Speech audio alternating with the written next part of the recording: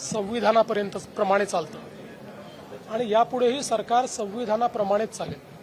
सरकार दबावाने चालत नाही आणि नियमबाह्य चालत नाही, मात्र सरकार सगळ्यांचं ऐकून घेतं। सगळ्यांचं ऐकून घेणं ही सरकारची जबाबदारी असते।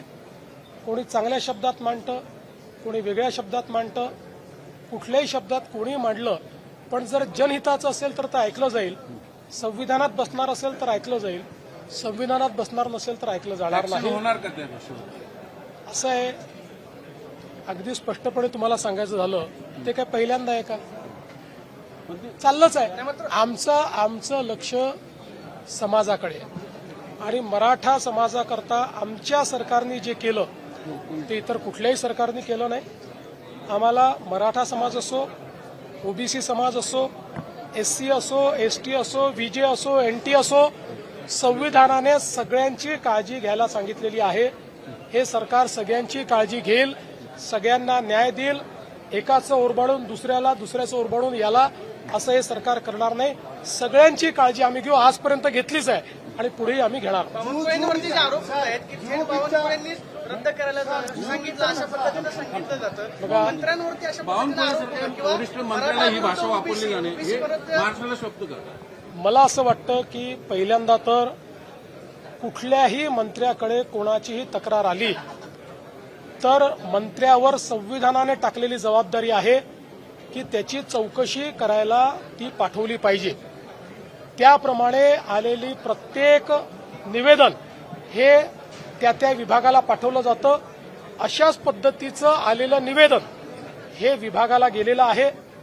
त्या निवेदनामुळे विभाग कुठला निर्णय करत नाही, विभाग पुराव्यांच्या आधारावर करतो। त्या ठिकाणी जी कमिटी आहे ही कमिटी सरकारला बांधील नाही, ती सरकारला रिपोर्ट देखील करत नाही। त्यांना पूर्णपणे न्यायालयाचा अधिकार आहे, त्या अधिकारात त्यांनी घेतलेला निर्णय, त्या निर्णयापासून कोणी जर दुखी झालं असेल तर मागच्याच महिन्यात आपलं जे सेशन झालं त्या अधिवेशनामध्ये आपण ॲपिलेट ऑथॉरिटी तयार केलेली आहे, ते ॲपिलेट ऑथॉरिटीकडे जाऊ शकतात। पण केवळ एखादा मंत्री ओबीसी आहे म्हणून त्याला अशा पद्धतीनं टार्गेट करणं हे योग्य नाही, हे महाराष्ट्राला शोभणारं नाही, हे कोणालाही आवडणार नाही।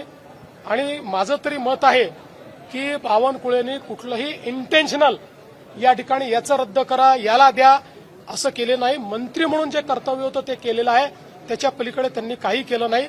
त्यामुळे मला असं वाटतं की अशा पद्धतीनं त्यांना कॉर्नर करणं हे काही योग्य नाही। वहिनींनी आज इंग्रजीमध्ये भाषण केलं, काही दिवसांपूर्वी वहिनींवर टीका झालेली होती।